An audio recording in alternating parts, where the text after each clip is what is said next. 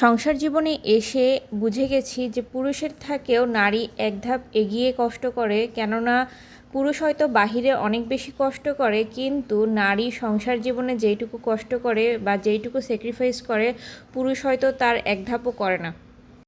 সংসারের প্রতিটি কাজ সামলিয়ে, সন্তানকে সামলিয়ে নিজেকে কিভাবে সময় দিতে হয় আমরা নারীরা তা শিখে গেছি। আর সেই সব নিয়েই থাকছে ছোট্ট একটা মিনি ব্লগ। তো চলো ব্লগটা শুরু করি। আর তোমরা অবশ্যই আমার ব্লগটা দেখে ভালো লাগলে সাপোর্ট করবে। আমার এই ছোট্ট চ্যানেলটাকে তোমরা যদি সাপোর্ট করে এগিয়ে নিয়ে যাও তাহলে কিন্তু আমিও একজন ইউটিউবার হব এবং এখান থেকে আমি নিজেও স্বাবলম্বী হয়ে নিজে ইনকাম করতে পারবো। সারাদিনে হয়তো সময় পাই একটুখানি, বাচ্চা যখন ঘুমাই তখনই নিজের জন্য একটু সময় পাই। তবে সেই সময়টাতে আমি রেস্ট নেওয়াটাকেই পছন্দ করি, কেননা বাচ্চাকে কোলে নিয়ে সব কিছু করা গেলেও ঘুমানো একদমই যায় না।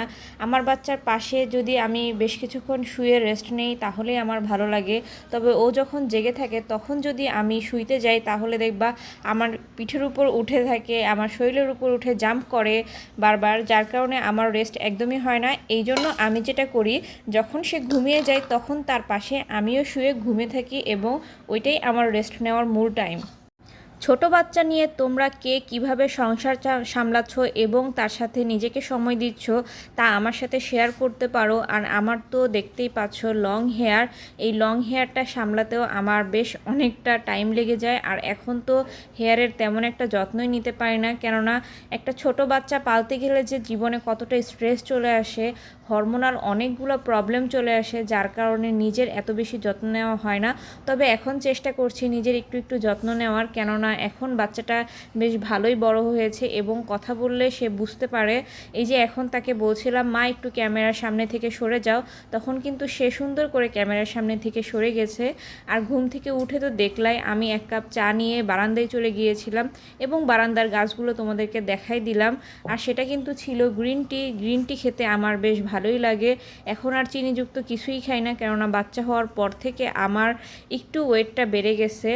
আর আমার গ্রিন টি খাওয়া দেখে আমার বাচ্চা বলল যে সে নাকি নুডলস খাবে, আর তাকে আমি ঝটপট নুডলস সেদ্ধ করে দিলাম এবং সে খেয়ে বেশ খুশি হয়েছে। বলেছে মাম্মা আমাকে একটু নুডলস করে দাও, এবং দেওয়ার পরে সে দেখি বেশ হ্যাপি। মানে বাচ্চাদের কথা শুনলে না ওরা অনেক বেশি খুশি হয়ে যায়, আর আমারও ভালো লাগে ও যখন খুশি হয়।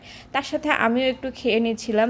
এরকম মানে আনহেলদি খাবার খেতে কার না ভালো লাগে বলো তো। তো খাওয়া দাওয়া শেষ করে আমরা কিন্তু চলে গিয়েছিলাম মাঠে। তোমাদেরকে তো বললামই আমার জীবনের বেশিরভাগ সময় কাটে আমার মেয়ের সাথে। দেখতে পাবা ছোট ছোট আরও অনেক অনেক ব্লগ দেখাবো যেগুলো ওর সাথে আমার কাটে। ওহ মাশাআল্লাহ কি সুন্দর করে মুখে দিলে, দেখতে পেয়েছো? ও না মাঠে যাওয়ার পরপরই আমাকে বলছিল মাম্মা ফুচকা খাবো।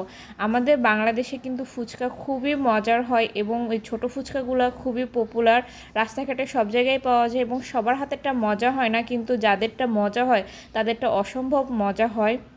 যার কারণে বড় ফুচকার থেকেও ছোট ফুচকা আমাদের অনেক বেশি পছন্দ। আর ইদানিং আমার মেয়েও দেখছি আমার সাথে সাথে ফুচকা খেতে পছন্দ করে। অ্যাকচুয়ালি বাইরে গেলে আমার একটু একটু মানে আনহেলদি খাবার খাওয়া হয়েই যায়। যেমন আমি একটু ঝালমুড়ি খেতে পছন্দ করি, আমি একটু ফুচকা খেতে পছন্দ করি, মাঝে মাঝে একটা জুস হাতে নিয়ে হাঁটতে থাকি। আর এই খেলার মাঠে আসার পরে না একটু এনার্জি দরকার হয়, কেননা বাচ্চার সাথে বেশ অনেকক্ষণ দৌড়াতে হয়, ওর পিছে পিছে ওর সাথে বল নিয়ে দৌড়াতে হয়। এই যে ধপাস ধপাস করে পড়ে যাচ্ছে। আর ছোট ছোট বল বল নিয়ে গিয়েছিলাম, বড় বল নিয়ে গিয়েছিলাম, সবগুলো নিয়েই সে খেলছিল। আর আমার বেশ ভালোই লাগছিল, কেননা ওর খুশি দেখলে আমার অনেক বেশি ভালো লাগে। আর বাচ্চারা বাহিরে নিয়ে যাওয়া খুবই দরকার, কেননা ওরা যেহেতু বাসায় থাকে আর বাসায় চার দেয়ালের মাঝখানে থেকে ওরা বেশ বোরিং হতে থাকে। যার কারণে বিকালে আমি 1 থেকে 2 ঘন্টা ওদেরকে হাঁটাই নিয়ে আসি।